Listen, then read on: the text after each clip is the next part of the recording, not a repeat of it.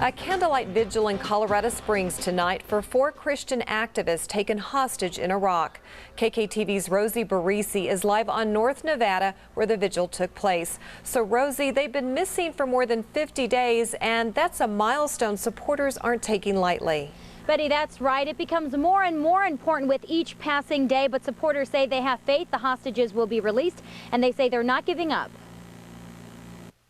Every single day for almost 2 months, these people and many others around the country have been gathering and praying that all war hostages are set free. It's important because these are people, these are lives. But for Vigil coordinator Bill Durlands, the 4 Christian activists who are being held against their will, it's close to home for him. 2 of them are personal friends of mine. And it's been weeks since he's heard from them. There was a threat twice that they were going to be executed, and it didn't take place as far as we know. Regardless, Durland has hope.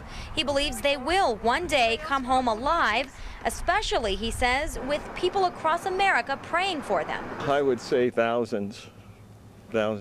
And despite the dangerous situation these activists put themselves in, their supporters say their cause is worthy. To help the Iraqi people, certainly, of course it is.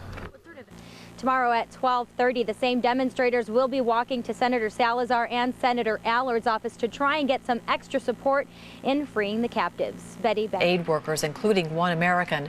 Today's new videotape also came with a threat. The kidnappers say they will kill the hostages unless all Iraqi prisoners are released. NBC's Preston Mendenhall is in Baghdad with the latest. Preston. Hi, Natalie. The 4 Christian aid workers were kidnapped 2 months ago and hadn't been seen since a previous video was released on November 30th.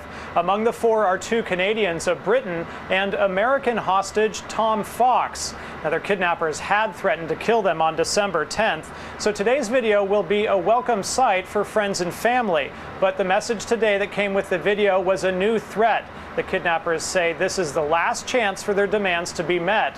Those demands are for the U.S. and Iraqi authorities to release thousands of detainees held in prisons in Iraq. One recent estimate put that number at over 14,000. Now, today's video comes a day after 2 Germans kidnapped earlier this week were shown on another Arabic language TV channel. The two engineers were working for a German company 150 miles north of Baghdad. They were kidnapped less than 3 days after arriving in the country.